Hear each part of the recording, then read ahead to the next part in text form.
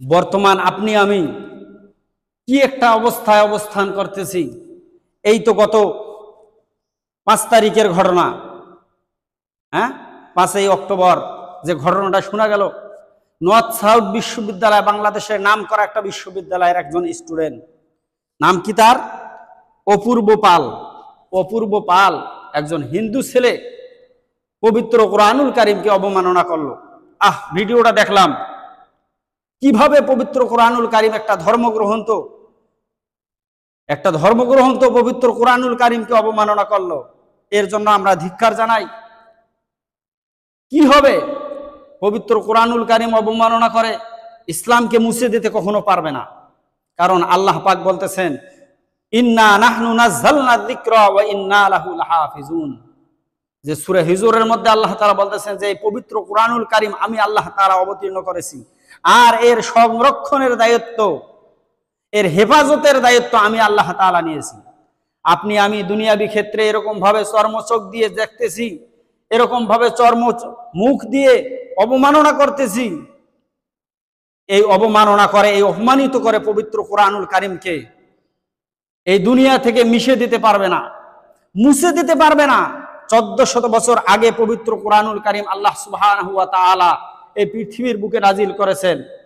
সেই থেকে এ পর্যন্ত একটি আয়াত, এমনকি একটি নোক্তা, একটি হরফ পর্যন্ত কেউ পরিবর্তন করতে পারে নাই, কিয়ামত পর্যন্ত পারবেও না। মাঝখানে এরকম ভাবে অশ্লীলতা, বেহায়াপনার মধ্য দিয়ে অস্বস্তি একটা অবস্থা, অস্থিতিশীল অবস্থা তৈরি করা দেশের মধ্যে, এটা বিশাল নিন্দনীয় ব্যাপার। আমার হয় কি, প্রায় সময় এরকম দেখা গেছে কোরআন অবমাননা করে, আর এই অবমাননাকারীদেরকে কিছু সুশীল সমাজের লোক, তারা নাকি জ্ঞানী বুদ্ধিজীবী, তারা করে কি, ছেলে মানসিক সমস্যার কারণে এরকম বলে। কিছু সুশীল ব্যক্তি তারা বলে, এগুলা বলে আর করে কি, তারা নিরপেক্ষতার ভূমিকা পালন করে।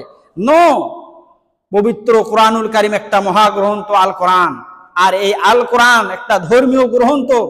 ইসলাম 92% মুসলমানের দেশে আপনি এরকম নিরপেক্ষতা অবলম্বন করতে পারবেন না, নিরপেক্ষতার পক্ষ নিতে পারবেন না। হয় আপনি পক্ষ নেবেন, নতুবা বিপক্ষ নেবেন। হয় কোরআনের পক্ষে কথা বলবেন, নতুবা কোরআনের বিপক্ষে কথা বলবেন। দুইটা রাস্তা। আপনি নিরপেক্ষতার ভূমিকা পালন করে কি বুঝাইতে চাচ্ছেন?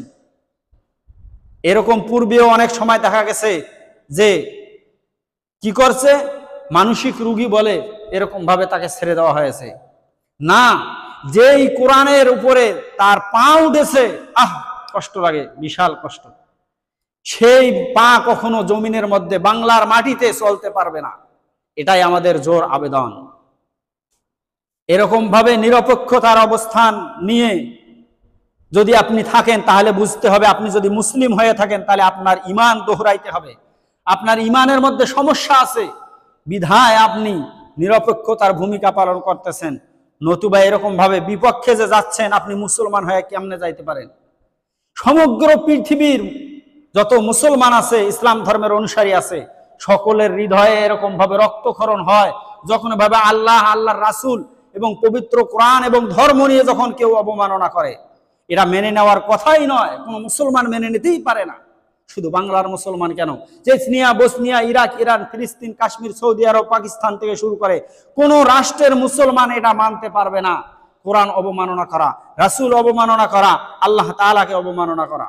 তাই আমরা জোর আবেদন জানাবো, যেহেতু সেই অপূর্ব পালকে গ্রেফতার করা হয়েছে, আর আইনানুগ ব্যবস্থা নিয়ে তার বিচার কার্য সম্পূর্ণ করার জন্য জোর আবেদন জানাচ্ছি। পবিত্র কোরআন অবমাননা করা এটা মস্ত বড় কথা। তার যদি মানসিক সমস্যা হয়ে থাকে, অন্য ধর্মগ্রন্থ বা অন্য বই পুস্তক আছে বা অন্য কোনো বই ব্যক্তি আছে, তাদেরকে অপমান করতে পারত, কিন্তু করলো না। ডাইরেক্ট সে পবিত্র কোরআনুল কারীমে হাত দিল। কারণটা কি? নিশ্চয়ই এখানে কোনো সমস্যা আছে, কোনো ইন্ধন আছে। ইন্ধন যদি না থাকবে তাহলে সে কোরআনকে নিল কেন? অন্য কোনো কিছু নিল না। এটা মানসিক রোগী হতেই পারে না। আর মানসিক রোগী যদি হয়ে থাকে তাহলে সে কিভাবে একটা নাম করা বাংলাদেশের নাম করা একটা বিশ্ববিদ্যালয়ের মধ্যে লেখাপড়া করে।